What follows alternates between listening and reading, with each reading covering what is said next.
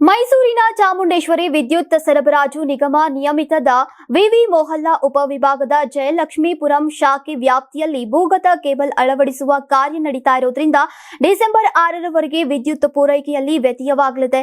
ಪ್ರತಿದಿನ ಬೆಳಗ್ಗೆ 10 ರಿಂದ ಸಂಜೆ 5:30ರವರೆಗೆ ಈ ಸಾಂದರ್ಭಿಕ ವ್ಯತ್ಯಯ ಜಾರಿಯಾಗಲಿದೆ.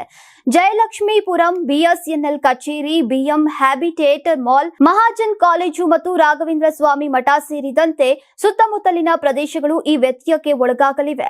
ಅದೇ ರೀತಿ ವಿಜಯನಗರ 1ನೇ ಹಂತ, ಎಲ್ಐಸಿ ಕಚೇರಿ, ನರಸಿಂಹಸ್ವಾಮಿ ದೇವಸ್ಥಾನ, ಕೊಡವ ಸಮಾಜ, ಹುಣಸೂರು ಮುಖ್ಯ ರಸ್ತೆ ಹಾಗೂ ಭಾರತೀಯ ವಿದ್ಯಾಭವನ ಪ್ರದೇಶಗಳಲ್ಲೂ ಕೂಡ ವಿದ್ಯುತ್ ಪೂರೈಕೆ ಸಾಂದರ್ಭಿಕವಾಗಿ ತಪ್ಪಬಹುದು ಅಂತ ಸೆಸ್ಕ್ ತಿಳಿಸಿದೆ. ಒಟ್ಟು 3 ದಿನಗಳವರೆಗೆ ಈ ವ್ಯತ್ಯಯ ಮುಂದುವರಿಯುವ ಸಾಧ್ಯತೆ ಇದ್ದು, ನಾಗರಿಕರು ಮುಂಚಿತವಾಗಿಯೇ ಸಿದ್ಧತೆ ಕೈಗೊಳ್ಳುವಂತೆ ಮನವಿಯನ್ನ ಮಾಡಲಾಗಿದೆ.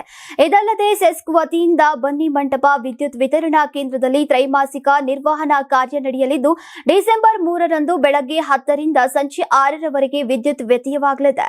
ಈ ಅವಧಿಯಲ್ಲಿ ಎಸ್ಎಸ್ ನಗರ, ಕಾವೇರಿ ನಗರ, ಬನ್ನಿ ಮಂಟಪ, ಹನುಮಂತ ನಗರ, Balbhavan, JSS dental college, ಸಂತ್ Joseph ಆಸ್ಪತ್ರೆ, ವರುಣ, ಸಿದ್ದಲಿಂಗಪುರ ಮತ್ತು ಕಳಸ್ತವಾಡಿ ಸೇರಿದಂತೆ ಹಲವಾರು ಪ್ರದೇಶಗಳಲ್ಲಿ ವಿದ್ಯುತ್ ಸರಬರಾಜು ಸ್ಥಗಿತಗೊಳ್ಳಲಿದೆ ಅಂತ ಪ್ರಕಟಣೆಯಲ್ಲಿ ತಿಳಿಸಲಾಗಿದೆ.